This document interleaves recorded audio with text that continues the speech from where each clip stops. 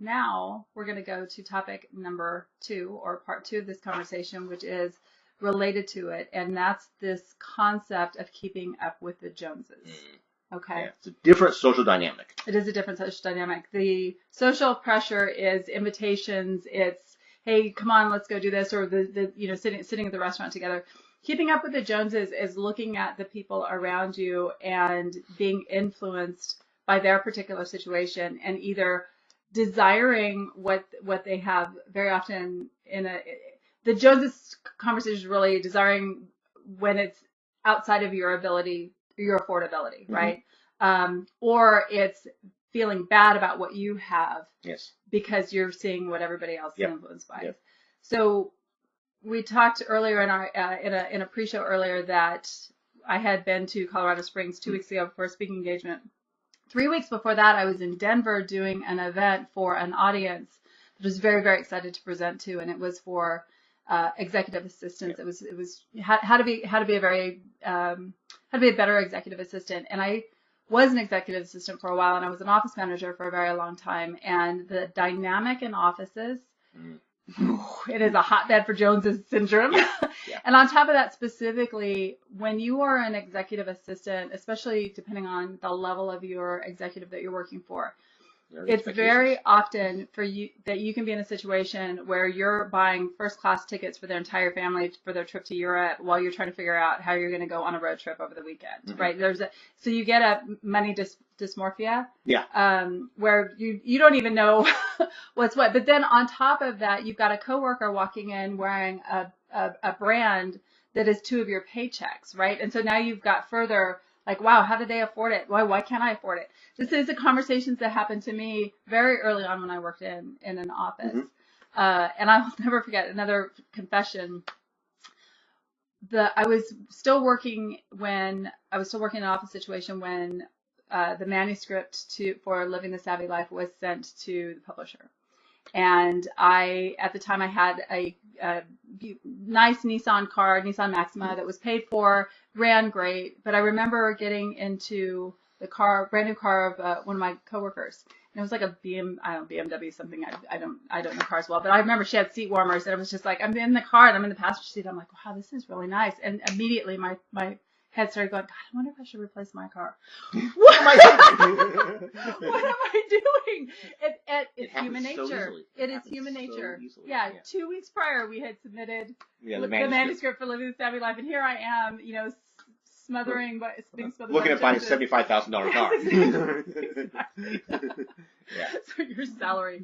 So I say that from the perspective of being very aware of it, and for this particular audience, the EA event, it's like, how do you not only battle that in an office environment, or your neighbor gets a new car and you're looking over wondering, so you're getting dissatisfied with your paid off car, or what we're really, really seeing now is the 800 Instagrammers that you're following that are also you're getting influenced by, right?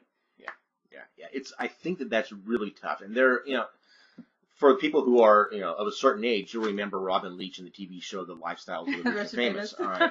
The one saving grace of that show was that it was so ludicrous, very few people really took it seriously. I never thought about that. You're right. Yeah. But the Instagrammers and the influencers that are out there now, it's like, those are almost on the edge of attainability. Okay, not every Instagrammer is living the life of the Kardashians. There are a lot of Instagrammers out there that are just living just 1 or 2 steps above you and me, and so it's like, okay, that's almost attainable, and that is certainly a place where you can get it trouble. And again, it's just the idea of, where do you place your value, who do you look for your role models, and what do you allow to influence your agenda?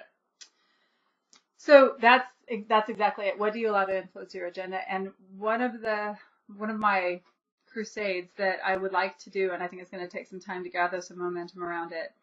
Whenever you see somebody posting something about their vacation on Facebook, or the meal that they're at, or an Instagrammer, whatever it is that they're doing, we never get to see the behind the scenes of either how did they afford it, what did they sacrifice, if they sacrificed anything at all, or how were they savvy in their overall spending, so that was a part of their spending plan. Exactly. What choices did they make? Oh, I like that. Yeah. And, or are they neck deep in debt and can't sleep at night because of it? Right? So these are all things that we don't know. We're only seeing what people want us to see. Right? Yeah. Hey, I never post a picture of me rolling out of bed. I want you guys to see that. Well, I think that you bring up a good point. And if I remember back when you were working as an office manager, I think you had this specific experience of wondering how a coworker was able to afford all these things, and it didn't take you very long to realize that no, they couldn't afford it. They were just going deeper. Yeah, that was really when I was still an admin, and it was fairly epidemic. Like that was one of my moments of really seeing that influence. Like there, four of them are neck deep in credit card debt, but they're still almost again primally coming in with the nails done and the new outfits and everything. It was like they couldn't stop, or they didn't know what to do, and it was one of the drivers of me becoming so fascinated by. So how do you buy new outfits and not get into how do you manage that? And so that's the question. How do you manage those impulses? And we actually have a new client that we're working with right now that was one of the things she said, and it's one of the first times somebody has outright told us, I see something on Instagram and I go on Amazon Prime and I buy it, and I understand that I'm influenced by that, and I'm struggling figuring out how to manage that. So at least she's self-aware. She's self-aware. So that's the first one, right? Is you become self-aware. There's a couple of things around this. So first of all, creating your spending plan, by not knowing how much money you have available to spend on things is the first thing. And what ends up happening a lot of times, especially based on the type of clients that we're working with, the money's there. Yeah. There really is money. It's just that because there isn't a plan when they are spending, there's that kind of negative feeling around it. Or they might be spending, but maybe spending a little bit too much in this category. So that's why they feel like they don't have enough to spend over here. So it's about allocation. Yeah. Or it's a case of there's enough money there, maybe just not right now. This is something that we talk about a lot with the newly retired who want to remodel the house, buy the motorhome, and take the European vacation. They can do that. They just can't do all that in the first 3 months of retirement. You need to spread that out. So it may be a case of where, yes, if you want this, you can buy this, but spread it out over 6 months so that it averages out over your income rather than taking all your money in this 1 month and you don't have enough money to buy food that month. Yeah. So there are a lot of things going on there. But having the spending plan so you can see where things are going and you can decide where you want to spend. If you see something somebody else has and you really want it, take a minute, figure out how it fits into your plan rather than just going out and buying it and, devil may care where the money may come from. Because you're going to have to deal with it sooner or later. Yeah. I would add to that, I think the second aspect, so first of all, creating the spending plan, right, knowing where your money is. And then second, or maybe it's even on the flip side, because actually I think that we define, I know because, we do the business. We actually have a client define what they want life to look like before we actually allocate the spending plan. Yeah. So one way to not get swept away by the influencers is to define what you want your life to look like. Right. And you can consider them. We're not saying ignore them. Well, you got to get ideas from somewhere. I'm a Pinterest junkie. Instagram. You can consider them, but what you're doing is you're not reacting. You're taking in information. You're processing. You're making your own mind up. Right. There was a Tony Robbins quote that I saw on Instagram just this morning. He's one of my influencers. And I'm going to get the quote wrong. So if you're going to watch the replay of this on YouTube, I will add the quote in the comments below. Hey, Travis.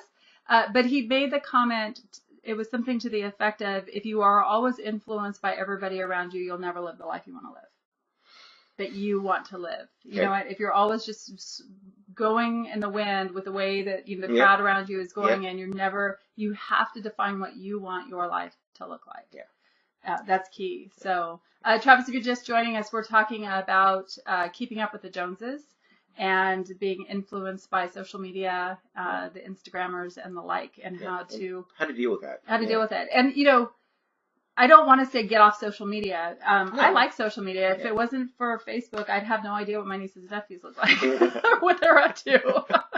So I'm grateful for it. But it is just so easy to see like, wow, they're at that restaurant again. Yeah. How could they afford that? Of course, that's how my mind works. But or even so, it's like, they again, that whole thing about, wow, all my friends have just bought new cars, or even more in the case of, depending on where you live, you go walking your dog in the afternoon and you start looking at all your neighbors' houses and your neighbors' cars and things like that, and realize that, man, yeah, my house is okay, but really, it really could stand a remodel to so and so has just redid their kitchens and they're changing their cabinets again, or, I'm walking by 6 1 or 2 year old cars and going back to your 10-year-old car on the driveway. That can be tough.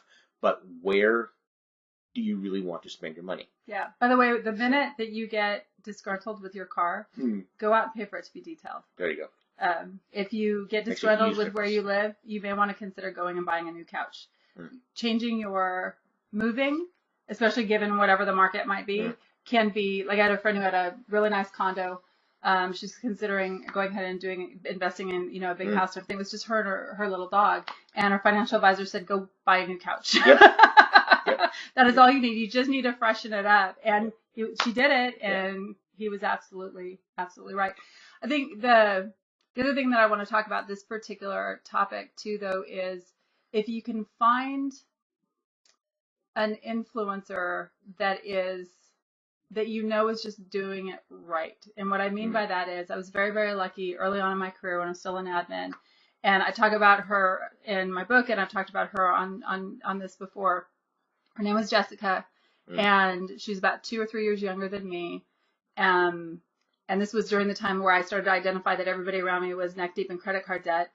And she would walk in the door and she just owned it. She always looked fantastic, dressed head to toe, and it had her own style. Like people were literally walking in wearing the same sweater set because everybody was shopping at the Gap. Yeah. She never looked like anybody else. Of course, she had long brown hair and was like tall and like really fit looking. That definitely helped too. And she just had this calmness about her, and she became my influencer, if you will. And what that helped me do is it helped me to realize here's somebody I love the life that she's living. She's being very, very intentional, and she's rocking it like beautifully, right? Visually beautifully. And 2 years later, at the height of the market, she bought a house, and she was younger than all of us working in the office because of the way that she was spending her money on clothes. All her clothes she was buying at the Salvation Army. She just had a gift for being able to pull it together and to buy nice clothes and again put them together. So that's a long story in saying find folks out there that are living the life that you want and doing it financially responsibly. And I'd like to think that what we do on social media helps support that. I think so. Yeah. It's really difficult because it is incredibly easy to be envious or even just impressed by how others around us appear. Yeah. And a lot of us will define success based on that appearance. And I think that, as we said before, if you don't understand the full story, you're operating on insufficient information, and you really need to understand the story, or more importantly, as hard as it is, define success and values really in terms that matter to you. And I understand that, go set your own way. Every mother says, don't be like all your friends. I understand how hard that is. Yeah. But I think that you really have to look at that and just decide what is it that I really want, and try and decouple that as much as possible. You might even decide to sit down and write that out. And I would definitely do that. I wouldn't just have it floating in your mind, but give yourself maybe a 24-hour fast from social media. And then sit down and think about what are the things that stick versus what were you influenced by in the last 10 minutes of what you saw. As we wrap up, the one challenge that I have, and this is something that I'd love to see to grow, I had mentioned how we don't have the behind the scenes on how people are being able to afford to do the things that they want to do, or when they're doing the behind the scenes things, right? And so my challenge out there to all of you, and this is something that I've been trying to do here and there, is that when you're doing something that supports that idea and that life, hashtag living the savvy life. And what I want to do is I actually want to create a community of influencers, if you will. When my husband watches this, he hates the word influencer. So every time I'm saying it, I can feel him flinching.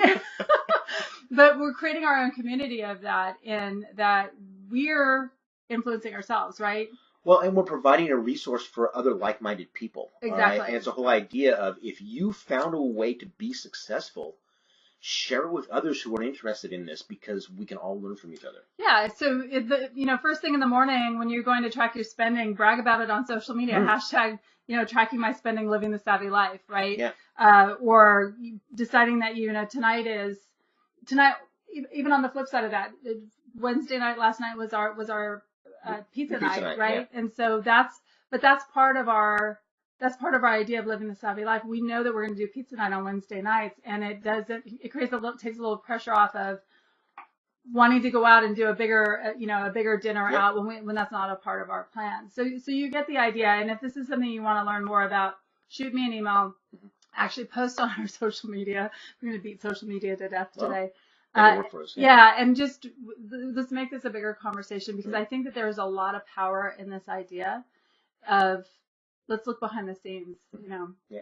So, and with that, okay. We're at the end of the half hour. We are at the end of the half hour. So what do we have? We have our presence on social media. We're on all the major ones. Yep. We have our website, livingthesavvylife.com. Yep. We have the newsletter that you can sign up for, the list, that if you sign up for that, we take your email address. We don't share it with anybody else. And every week you'll get a link to an article that we've written, links to videos in case you do happen to miss the live broadcast, and usually 3 items that are actionable to help you live a savvy life. Tasks that will help you improve your life and improve your personal money skills. Yep. Also, if you are watching us on YouTube, we'd be grateful if you would like and subscribe. Please Forward do. this on to anybody that you think would benefit from the information. And with that, we will see you. We are on next week. Hello. Goodbye. Yeah, you just came on the tail end of it. So. We're signing off now. So again, catch us on YouTube. We'll have a recording of this on YouTube on Monday, September 9th. Okay? All right. With that, we'll see you next week. All right. All right. Thank you. Thank you all. Bye. Oh, I hope to catch you Saturday, Travis. That'd be great. Yes. All right. Thanks.